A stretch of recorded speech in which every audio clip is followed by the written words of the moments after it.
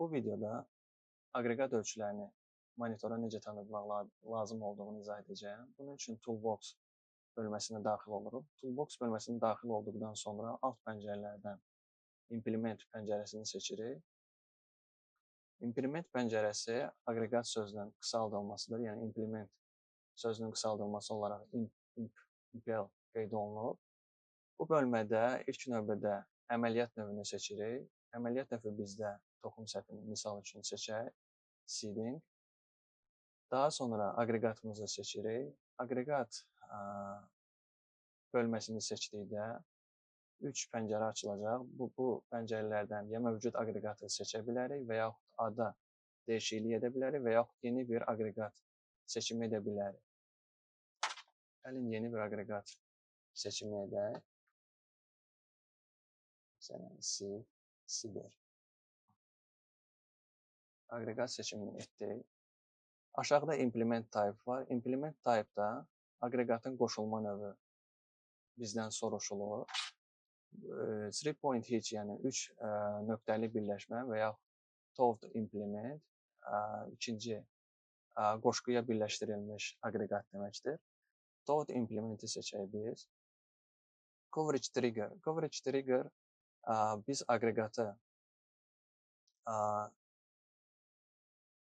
aqreqatı seçdikdən sonra avtonaviqasiyanı aktivləşdirdikdə monitorda aqreqatın ərazi boyunca işlədiyi bölmələr rənglə əhatə olunacaq. Bu coverage trigger'ın, yəni həmin əhatəni nə ilə başlatmağı bizdən soruşur. Burada var rear hitch, yəni arxa qoşqu aşağı endirildikdə coverage trigger başladılsın və yaxud auto guidance işə salındıqda, aktivləşdirildikdə coverage trigger başladılsın və yaxud arxa PTO hərəkətə gətirildikdə coverage trigger başladılsın. Biz burada auto guidance bölməsini seçək, yəni auto guidance aktivləşdirdikdə artıq monitor xəritəni, yəni işlədiyimiz ərazinin xəritəsini yaratmağa başlayır.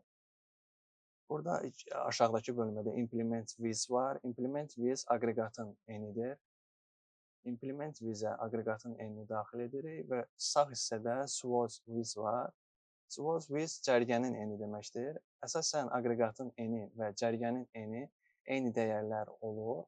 Yox, əgər fərqlidirsə aqreqatın fiziki eni cərgənin enindən çoxdursa, o zaman fərqli dəyərləri qeyd edə bilərik. Hal-hazırda bizdə ilklə qeyd olunub bunlar. Operatoru seçdikdə burada unit bölməsi var, yəni vahidlər bölməsi.